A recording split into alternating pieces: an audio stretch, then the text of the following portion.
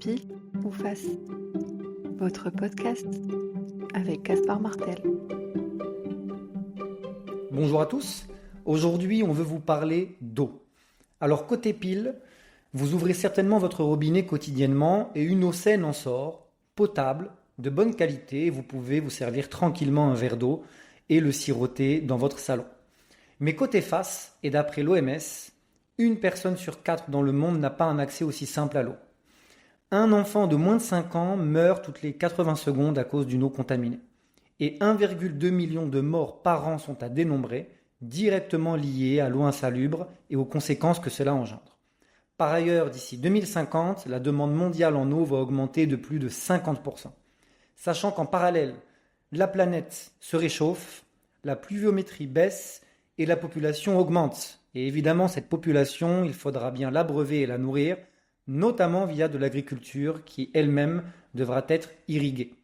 Alors dans cet épisode, on va mouiller la pièce, faire un tour d'horizon de la situation actuelle, explorer ses conséquences à court, moyen et long terme, et surtout comprendre comment l'eau, ce bien commun vital, devient de plus en plus un enjeu politique et un levier de pouvoir avec d'un côté des pays hydrodominants et de l'autre des hydrodominés. Alors regardons de plus près ce monde où l'eau pourrait bientôt ne plus couler de source. La rareté de l'eau est en fait déjà là et il y a une urgence mondiale. Prenons quelques chiffres pour le démontrer. Tout d'abord, comme on le disait en introduction, un quart de la population mondiale n'a pas un accès régulier à l'eau potable. Et si on focus sur l'Afrique subsaharienne par exemple, ce taux explose à plus de 70%. 70% des subsahariens n'ont pas un accès régulier à l'eau potable, rendez-vous compte. Par ailleurs, le GIEC annonce que d'ici 2050, et compte tenu du réchauffement climatique en cours, plus de 3 milliards de personnes seront alors en situation de stress hydrique sévère. En toile de fond, un autre indicateur clé, en 30 ans, le volume stocké dans les grands lacs mondiaux a été divisé par 2. Alors le stress hydrique est déjà là. Comment définir ce stress hydrique et quelles sont maintenant les tendances de fond qu'on observe depuis maintenant 40 ou 50 ans? Alors le stress hydrique est défini par l'ONU comme étant en fait un volume d'eau disponible par an par habitant inférieur à 1700 mètres cubes. Alors si on regarde au niveau mondial tout d'abord, quelle est la tendance par rapport à ce seuil? Eh bien c'est très simple. En 1960, il y avait environ 5000 mètres cubes d'eau par an par habitant. En 2020, 3800 et en 2050, moins de 2800. On voit clairement qu'il y a là une chute libre de la quantité d'eau disponible par an par habitant. Et si on regarde par exemple un pays comme la France, la tendance est évidemment la même. En 1960, il y avait 5400 mètres cubes d'eau de disponible par an par habitant. Aujourd'hui, c'est 2500 et en 2050, moins de 1900. On sera donc très proche d'une situation de stress hydrique en France, qui d'ailleurs est déjà déclarée, vous avez dû le voir dans l'actualité, dans certaines régions, mais ce n'est pas encore généralisé. Et si on prend un pays du Sud comme le Maroc par exemple, la situation est encore plus alarmante. En 1960, il y avait environ 2500 mètres cubes d'eau par an par habitant de disponible. Aujourd'hui, c'est 600 mètres cubes. Et en 2050, ce sera certainement moins de 400 mètres cubes, soit une pénurie extrême si rien n'est fait. Alors au-delà de la disparité en termes de disponibilité de l'eau entre nord et sud, une autre fracture existe et celle-ci est tout autant dramatique, elle est économique. Prenons par exemple le poids de l'eau dans le salaire d'un citoyen lambda d'un pays du Nord et l'autre du Sud. Et prenons deux extrêmes, si on prend les États-Unis et la Nouvelle-Guinée. Alors aux États-Unis, 50 litres d'eau, pour un Américain, ça représente en moyenne 0,1% de son salaire. Autrement dit, rien, c'est pratiquement $1. En Nouvelle-Guinée, pour ces mêmes 50 litres d'eau, ça représente environ 50% du salaire d'un Guinéen. Et donc on voit là qu'il y a aussi une disparité économique qui est criante et qui évidemment est fortement problématique. Donc en fait, l'eau incarne une nouvelle ligne de fracture entre le nord et le sud. Pour certains, elle coule sans aucun effort, presque sans coût, et pour d'autres, elle est très rare, très chère, voire inaccessible. Alors aujourd'hui déjà, c'est donc un facteur de précarité et de disparité entre les différents citoyens des pays du nord et du sud. Et demain, ça pourrait aussi devenir une vraie ligne de rupture entre États Et c'est ce qu'on observe déjà dans les rapports de force géopolitiques actuels, et certainement encore plus demain. Concernant les rapports entre États relativement à l'eau, suivons, comme dans d'autres épisodes, les pas de la géographie. En effet, l'eau ne suit pas les frontières des États, et c'est un vrai problème. Par exemple, 60% de l'eau douce mondiale s'écoule à travers des fleuves qui sont transfrontaliers. Et 118 pays partagent au moins un fleuve avec un autre État, ce qui crée évidemment des dépendances et donc par voie de conséquence des tensions. Alors un nouveau concept s'impose de plus en plus dans la littérature pour décrire ce phénomène, c'est le concept d'hydro-hégémonie. C'est lorsqu'un pays situé en amont contrôle le débit d'un fleuve et peut donc volontairement dicter ses conditions aux pays en aval sous menace de fermer les robinets. Prenons deux exemples. Le premier, c'est le Nil, qui est vraiment le symbole de l'hydroconflit et de l'hydrodominance. Le Nil traverse en fait 10 pays, et c'est une ressource clé pour l'Égypte, puisque l'Égypte puise plus de 95% de son eau dans le Nil. Et il se trouve que le Nil, en fait, prend sa source en Éthiopie. Et en 2011, quand l'Éthiopie a lancé la construction d'un immense barrage hydroélectrique, c'est devenu un vrai sujet de tension entre les deux pays. Et aujourd'hui, l'Éthiopie dispose justement de ce barrage qui est en fait un véritable levier de pression, puisqu'il pourrait à tout moment fermer les robinets et donc quelque part mettre à genoux l'Égypte et assécher l'Égypte.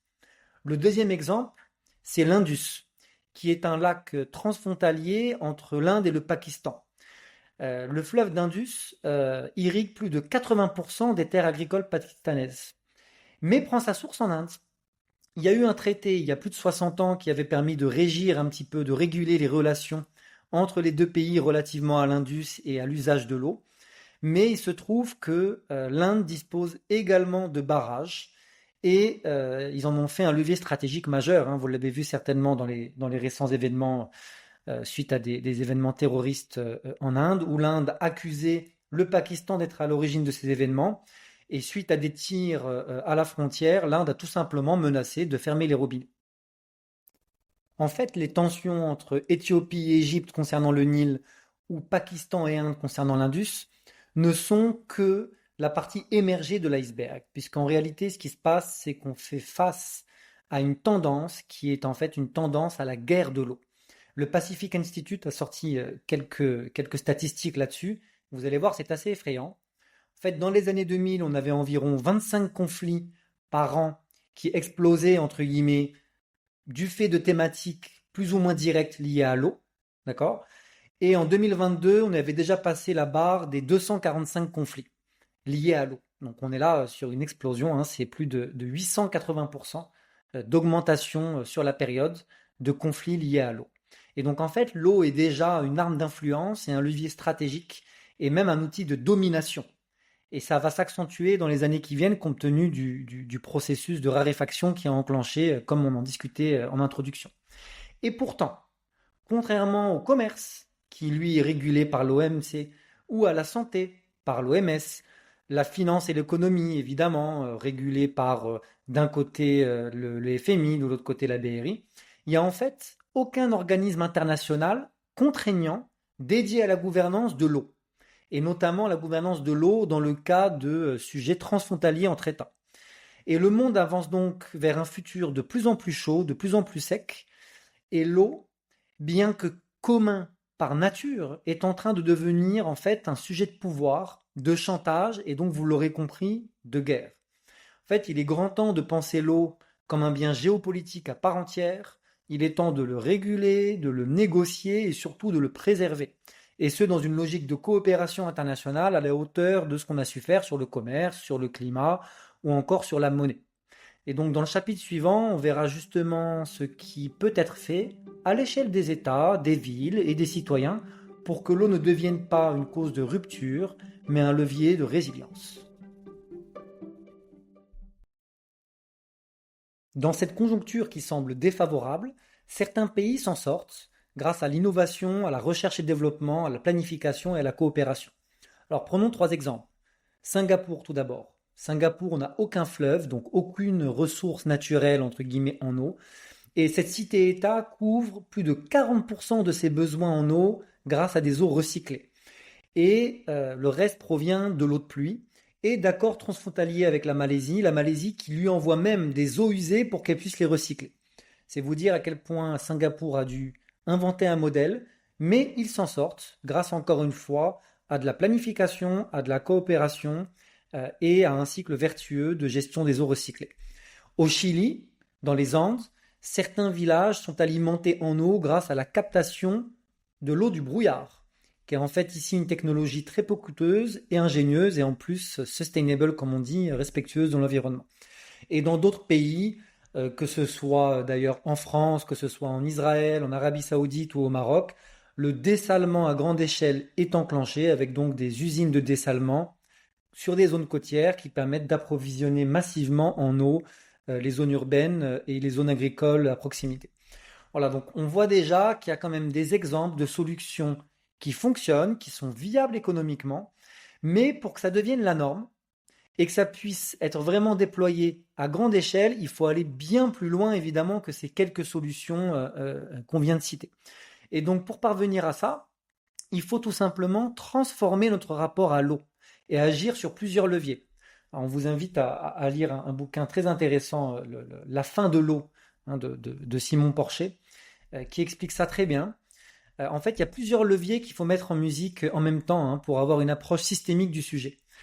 Premièrement, il faut repenser les modèles de tarification des opérateurs. En effet, aujourd'hui, vous l'avez remarqué, plus vous consommez, plus vous payez. Et donc, plus les opérateurs gagnent de l'argent. Il faudrait quelque part inverser cette logique. Il faudrait rémunérer l'efficacité et la sobriété, parce que ça va permettre de préserver la ressource. Et donc, les opérateurs devraient être rémunérés sur la préservation de la ressource, et vous et nous, en tant que citoyens, également. Et aujourd'hui, ce n'est pas le cas, c'est des modèles économiques qui sont en fait à l'envers. Plus vous consommez, plus vous payez, et plus les opérateurs s'enrichissent. De notre côté, il faudrait également limiter les pertes. Alors aujourd'hui, en moyenne, il y a environ 30% de pertes de l'eau dans les infrastructures de distribution.